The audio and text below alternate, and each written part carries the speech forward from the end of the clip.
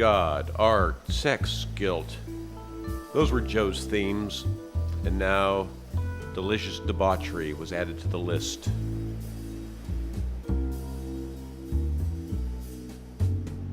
Summer was drunken. Summer was drunken in so many ways. There was drink and song and beauty. There was poetry and passion and wind chimes, and flowers making a scherzo of color in Joe's garden. There was warm air and warm earth underfoot. A hawk circled above the palm tree, and beyond that, the blue vault of the sky. Out the corner of his eye, a flash of yellow, a golden finch, and there was a hummingbird, and a quail landed and took off. Joe wanted his feet in the dirt. He wanted to smell the pine and the brush and feel the sun on his skin. In his garden, life was pulsing, and Joe wanted to be part of the circadian rhythm. Light changed. It was all play of light. It was all color. Wherever the light stops, it's all Buddha. It's all cool.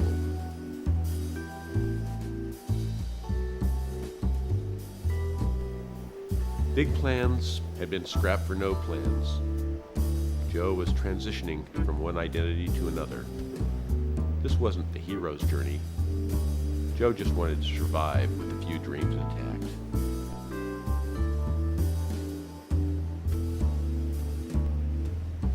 Out in the country, the big squeeze was on. Get what you can while you can before you can't. It was about buying and selling, shucking and shelling, tricking and trapping.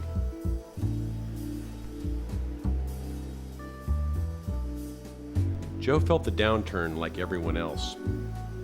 His show was in trouble, and his fate was in the balance. No one cared much, except Joe. Joe did his best, but his ratings were in the tank, and finally, he was taken off the air. During this hiatus, the set of his mind was broken down. The lights struck. The props returned to the prop house. They painted the walls of his mind flat white, and it smelled fresh. That's when some higher up decided the property was too valuable to sit vacant.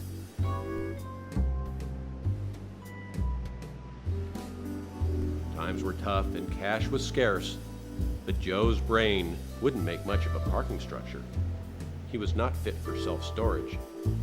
For a while, they ran some counter-programming, a cooking show, several mystics from competing ashrams, doctors pushing miracle cures, something to do with blueberries. There were clips of cats dancing on pianos and pianos falling on cats. It was a bombardment of cheese, but nothing worked, not even the girls' softball channel. And the plug was pulled again. The situation demanded executive action, some bigwiggery. And so, the bigwigs got together and decided Joe's command center was to be repurposed for ad space. They laid out an aggressive agenda. More BAM in the bamboozlement, more rigor in the rigmarole, more gobble in the gobbledygook. The white walls were papered over and new business cards were printed.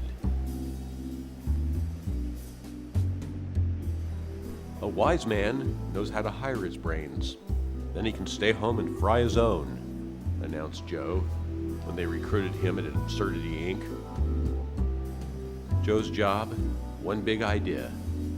His hands in the soil, his bare feet on the stone, primed to receive transmissions.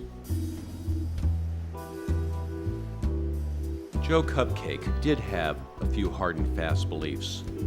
People with wax heads should stay out of the sun. People with glass heads shouldn't get stoned.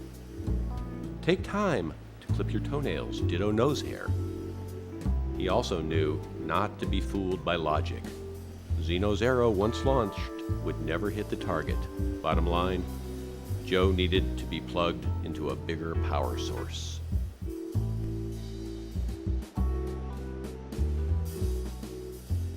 For this, he turned to the Persian poet Rumi.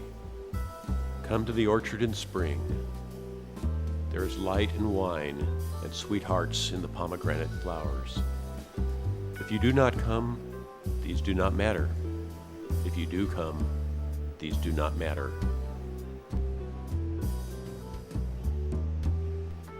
Joe was made for the absurd. Joe was a prodigy of the absurd, at home with the absurd. In short, Joe was absurd. He didn't take it personally and consoled himself that it was a calling.